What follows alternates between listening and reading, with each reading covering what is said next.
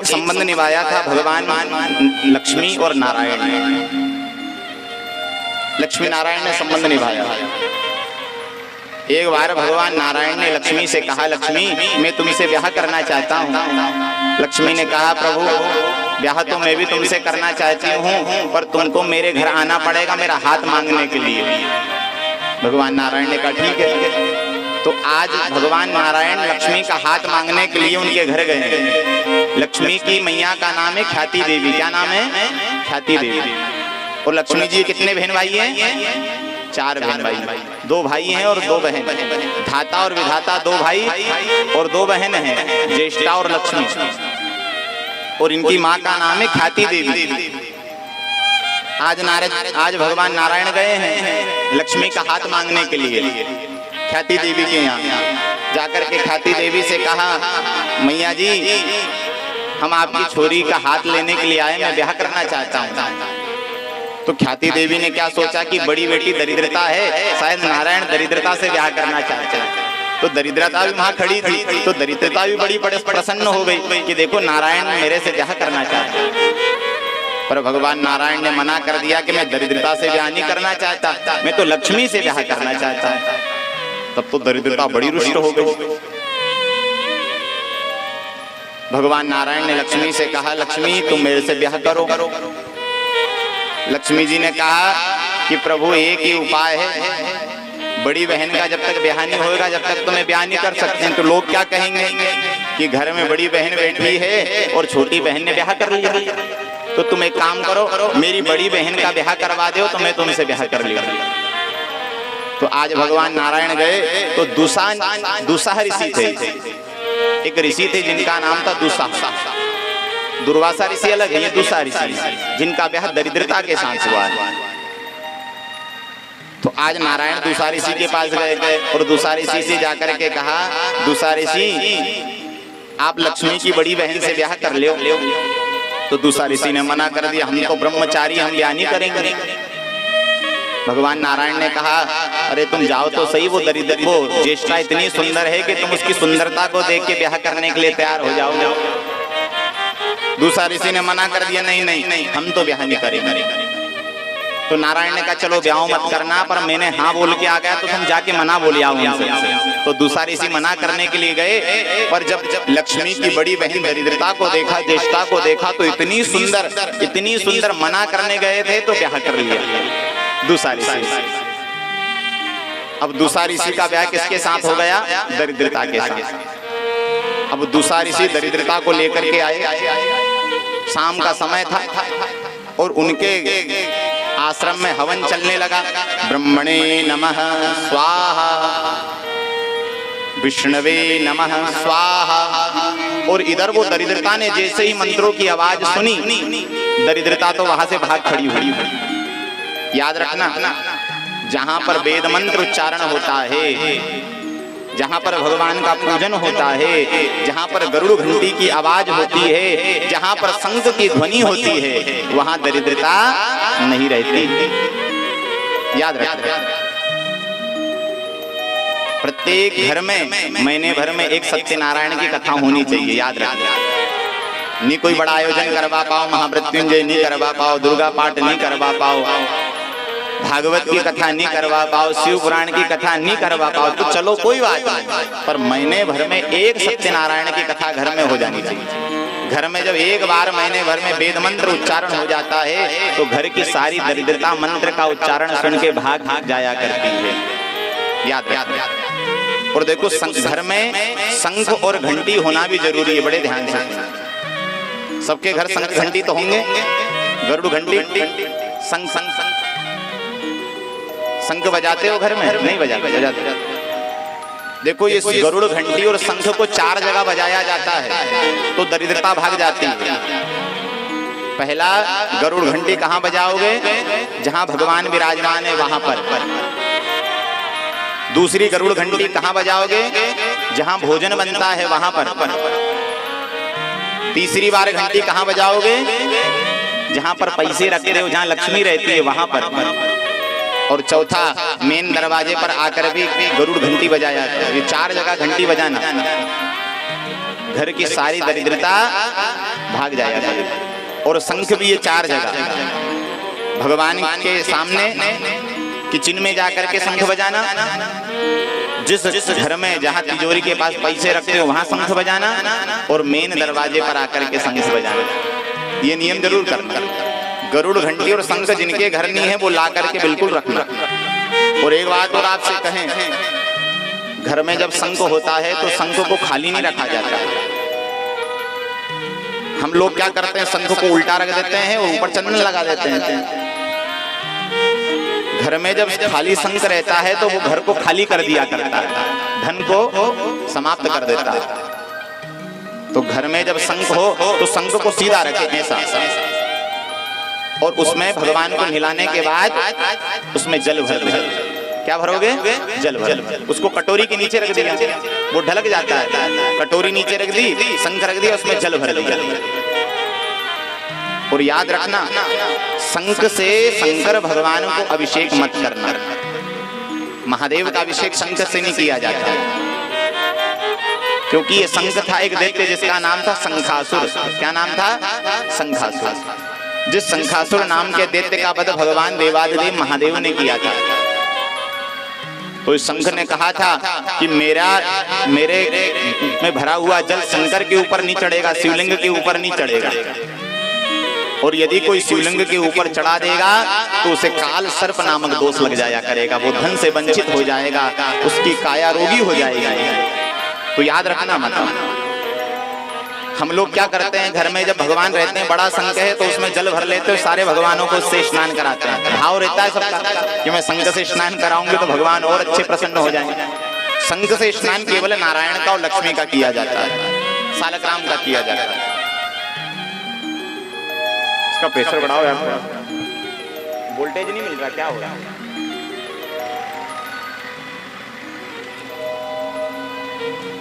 तो घर में शंख और घंटी होना जरूरी है। तो देखो, दरिद्रता का वास कहाँ रहता है? जहां जिस घर में वेद मंत्र उच्चारण नहीं होता, जिस घर में गरुड़ घंटी की आवाज नहीं होती, जिस घर में शंख की ध्वनि नहीं होती, वहां दरिद्रता का वास होता है। आज दूसरा ऋषि लेकर के आए दरिद्रता को, और दरिद्रता ने जैसे ही उनके आश्रम में वेद मंत्र सुना, शंख की ध्वनि सुनी, गरुड़ घंटी की ध्वनि सुनी, दरिद्रता तो भाग खड़ी हुई। और सामने एक पीपल का पेड़ था, तो दरिद्रता जाकर के पीपल के पेड़ के नीचे बैठ गई। एक बात और आपसे कहें, पीपल के पेड़ के नीचे 6 दिन जरूर जाना, पर रविवार के दिन पीपल के पेड़ के नीचे मत जाना, क्योंकि रविवार के दिन पीपल के पेड़ के नीचे दरिद्रता का वास होता है। किसका वास? दरिद्रता। और आप यदि इस रविवार के दिन पीपल के पेड़ में जल चढ़ा के आ गए, रविवार के दिन पीपल के पेड़ के नीचे दिया लगा करके आ गए, तो समझो कि आपके पीछे दरिद्रता लग के आ गई। फिर कितने ही कमा लो, आपकी बरकत रहने वाली नहीं है। रविवार के दिन पीपल के पेड़ के नीचे कौन रहती है? दरिद्रता। अब आप कहोगे कि किसी किसी के घर के सामने ही पीपल है, किसी किसी के रास्ते में पीपल है, कि पीपल के नीचे से निकल के जाना पड़ता, तो फिर रविवार के दिन क्या करें? तो उपाय है, आप पीपल के पेड़ के नीचे से रविवार के दिन निकल रहे हो या पीपल के पेड़ के नीचे जा रहे हो, तो हाथ में एक सिक्का लेकर के जाएं, एक का। और पीपल के पेड़ के नीचे से निकल रहे हो तो वो सिक्का पीपल के पेड़ में चढ़ा दे और फिर आगे बढ़े, खाली हाथ नहीं जाना है। या फिर कुछ अन्न लेकर के जाएं, वो अन्न पीपल के पेड़ में चढ़ा दे और फिर आगे बढ़े।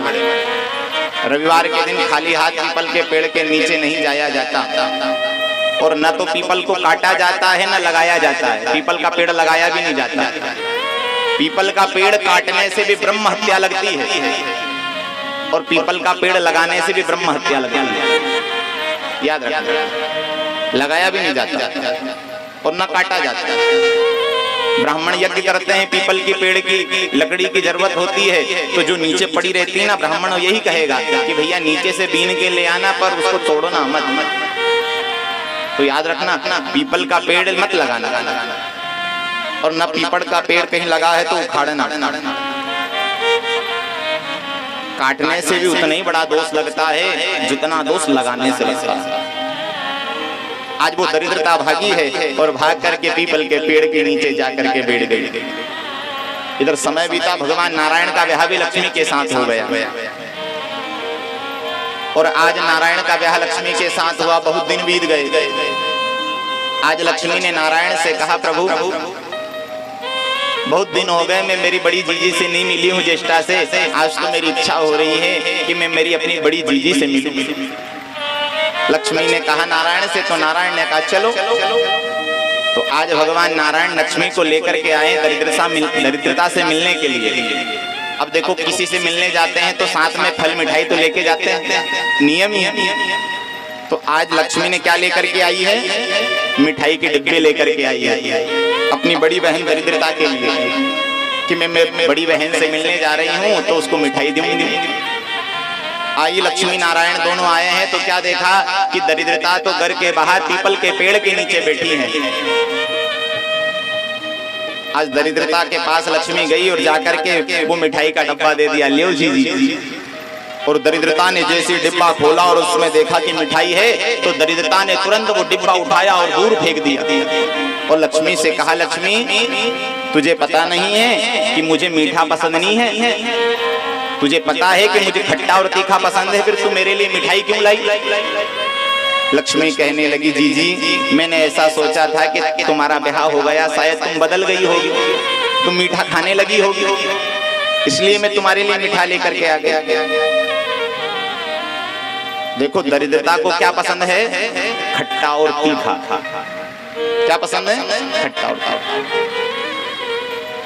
घर के सामने नींबू और मिर्ची क्यों लटकाते हैं? दुकान के सामने नींबू और मिर्ची क्यों लटकाते हैं? बोलो बोलो। पता है किसी को? नहीं पता। घर के सामने नींबू और मिर्ची इसलिए लटकाया जाता है कि देखो दोनों बहनें लक्ष्मी और दरिद्रता रोज शाम को घूमने के लिए निकलती है। कब निकलती है? रोज शाम को। दोनों बहनें, दरिद्रता और लक्ष्मी, दोनों घूमने के लिए निकलती है। और जब लक्ष्मी को भूख लगती है तो लक्ष्मी को पसंद क्या है? लक्ष्मी को पसंद है मीठा। मिठाई कहाँ रखते हैं हम? किचन में, फ्रिज में, अलमारी में रखते हैं। तो लक्ष्मी को भूख लगती है तो लक्ष्मी मीठा खाने के लिए सीधे अंदर जाती है किचन तक। और दरिद्रता को भूख लगती है तो दरिद्रता को क्या पसंद है? बोलो। दरिद्रता को पसंद है खट्टा और तीखा। वो मिर्ची और नींबू खाने के लिए वो भी अंदर जाती है। पर वो जब दरिद्रता देखती है कि घर के सामने नींबू और मिर्ची लटके हैं तो वो दरिद्रता वहीं से नींबू और मिर्ची खट्टा और तीखा खा करके आगे बढ़ जाती है, वो घर के अंदर नहीं आती। इसलिए घर के सामने नींबू और मिर्ची लटकाया जाता है ताकि हमारे घर दरिद्रता का वास न हो। बहुत लोग कहते हैं नजर के लिए, नजर के लिए नहीं। दरिद्रता को प्रिय है खट्टा और तीखा। याद रखना, छोरी का ब्याह करो और छोरी का ब्याह हो जाए जब वो उसके ससुराल जाए, माओ की आदत है अपने लिए अचार बनाएगी तो 2-4 किलो अपनी छोरी के लिए बनाती ही है। उन्होंने कहा मेरे लिए बना रही हूँ, मेरी छोरी के लिए 2 किलो अचार। मेरी छोरी को मेरा हाथ का अचार बड़ा पसंद है। खट्टी चीज दान नहीं करी जाती। यदि आपने अचार छोरी को दान कर दिया तो समझ लेना कि आपने छोरी को दरिद्र बना दिया, दरिद्रता दान कर दिया। याद रखना माताओं, छोरी को यदि इतना अचार खाने का शौक है तो उसे पैसे दे दिया करोगे तो तू ले ले पैसे और बना लेना, पर हम तेरे को अचार नहीं देंगे। याद रखना, माताओं की आदत, खुद के लिए अचार बनाएगी तो छोरी के लिए बनाएगी। छोरियों को ये कुछ चीजें दान नहीं की जाती। पहली अचार, खट्टी चीजें। दूसरा है सुई दान नहीं करी जाती। तीसरी है झाड़ू और चौथा है सुपड़ा। ये छोरी घर नहीं दिया जाता कि दे देते हो? बोलो दिया तो नहीं देते हो? पर शिव महापुराण कहती है कि ये 4 चीज नहीं दी जाती। यदि आपने ये 4 चीज दी है तो छोरी को आपने दरिद्र बना दिया, दरिद्रता दान करी है।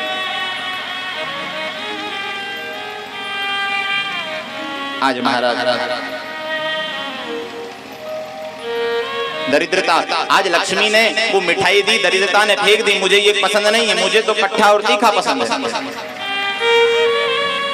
अच्छा, दरिद्रता कहाँ प्रसन्न होती है?